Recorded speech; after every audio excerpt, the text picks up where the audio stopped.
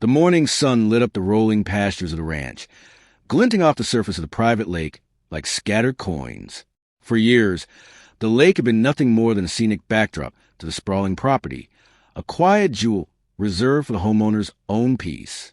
But that peace didn't last long after the local HOA caught wind of what was floating across the water. A sleek, custom-built houseboat, freshly painted and lined with rooftop planters, glided into place in the center of the lake. It wasn't just any floating home. It was a statement, a declaration that the lake belonged to the owner who paid for it, not to the HOA board that loved to invent rules about everything from mailbox height to lawn colors. The neighbors stood on the shore, slack-jawed. From their perspective, this wasn't just a violation of HOA covenants. It was an outright challenge to their authority. The president of the HOA, a woman who lived for quarterly fines and emergency special assessments, wasted no time. She dialed the police, her voice trembling with fury as she insisted there was an unauthorized structure on community waters. The call was laced with urgency, as if the floating home were some kind of pirate vessel ready to pillage their dock furniture. Within minutes, sirens wailed faintly in the distance. On the ranch, the owner sipped coffee, unbothered, watching the water ripple around the bow of his houseboat. He had expected this reaction. In fact, he had counted on it. The HOA had spent years tightening restrictions, nickel-and-diming property owners with frivolous fees. They thought they had every angle covered. But they didn't own this lake, and he knew it better than they did. 2 sheriff's boats appeared, cutting fast wakes through the calm water. Officers called in from the shore, demanding to know what was happening, demanding to know who had authorized the floating structure.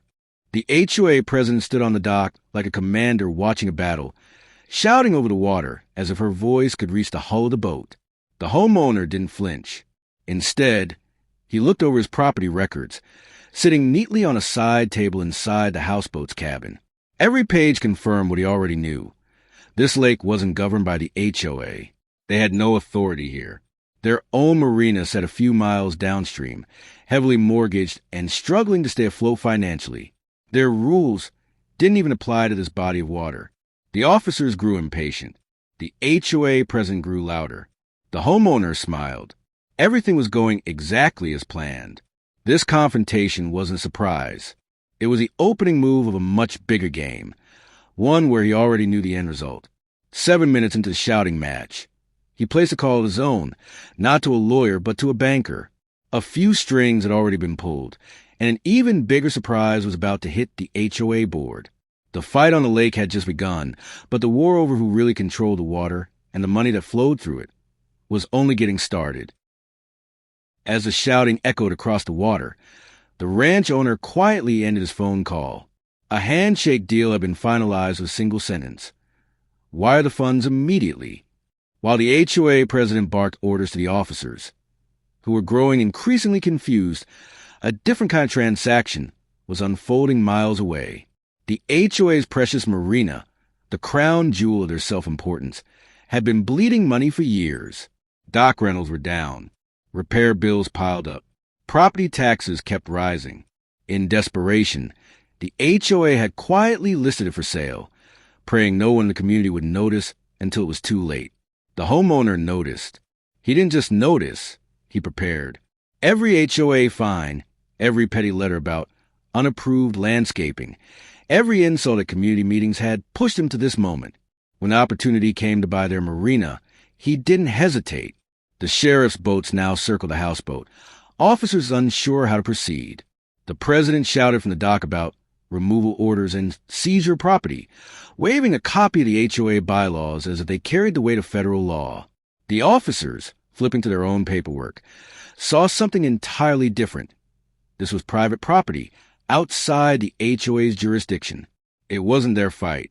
But the ranch owner wasn't satisfied with merely winning the argument. He wanted to end the HOA's stranglehold on the entire lake community once and for all. Owning their marina meant owning the very asset they used to intimidate residents. Slips, fuel docks, even access for HOA-run events. And now it belonged to him. When the HOA president got the call from her treasurer minutes later, she nearly dropped her phone. The marina had sold. Funds had cleared. And the buyer was a very man sitting calmly on a floating house in the middle of a lake she thought she controlled. Panic set in. Without the marina, the HOA lost not just revenue, but leverage. They couldn't enforce lake access rules if they didn't own the only access point. And the man on the water knew it. He didn't raise his voice, didn't make threats. He didn't have to. The sheriff's boats finally pulled back, having no authority to take action. The officers gave a polite nod to the houseboat owner and left, leaving the HOA president sputtering in disbelief. The scene looked like a retreat, and in many ways it was. But for the homeowner, this wasn't victory yet. This was only a single piece in a much larger plan. Buying the marina wasn't just about revenge. It was about control, about ensuring HOA could never again dictate what people did on their own land. The next board meeting would tell him just how desperate they were. And desperate people make mistakes. Expensive ones. Word spread to the lake community, like wildfire. The marina was no longer owned by the HOA. Neighbors whispered about it in grocery store aisles, at the post office, on morning walks with their dogs. For years, the HOA had lorded control over every slip, dock space, and event permit, using the marina as a choke point. But overnight, that power was gone. And worse for them, it now belonged to the man they tried to humiliate. The HOA board called an emergency meeting. It wasn't held in their usual conference room with catered snacks and smug smiles. No, this one felt more like a war council. Financial spreadsheets were spread across the table. The treasurer spoke in a strained voice about unpaid loans and maintenance backlogs.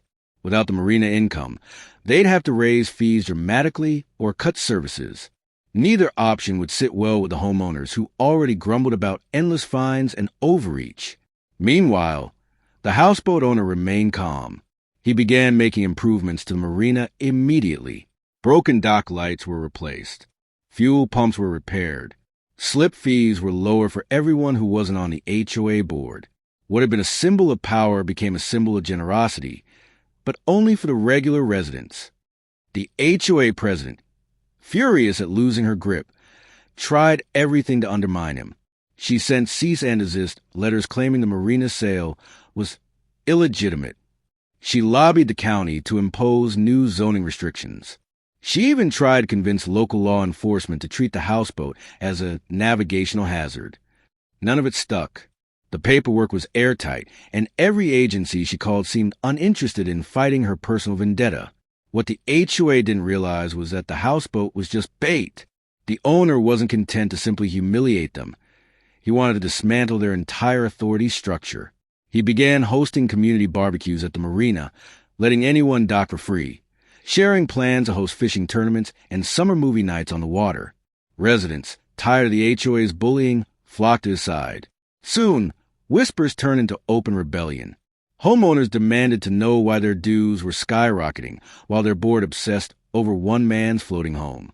They began voting against the president's motions, questioning every expense, every legal bill she tried to justify. For the first time, the HOA board felt real pushback. The president tried one last power move, an official vote to condemn the houseboat and seize it as a community nuisance.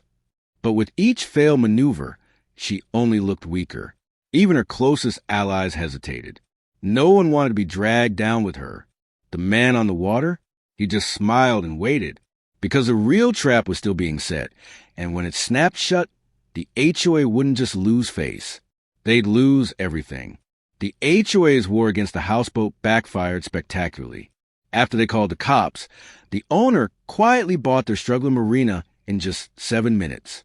Without their prized asset, the board's power unraveled. He lowered slip fees, hosted open barbecues, and turned neighbors against the HOA's bullying. The president launched lawsuits, zoning complaints, even a vote to seize his boat. All failed.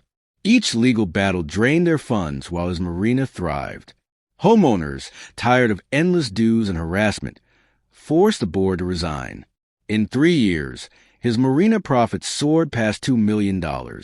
The houseboat remained exactly where it was, floating peacefully, a permanent reminder that control built on intimidation can sink faster than any boat.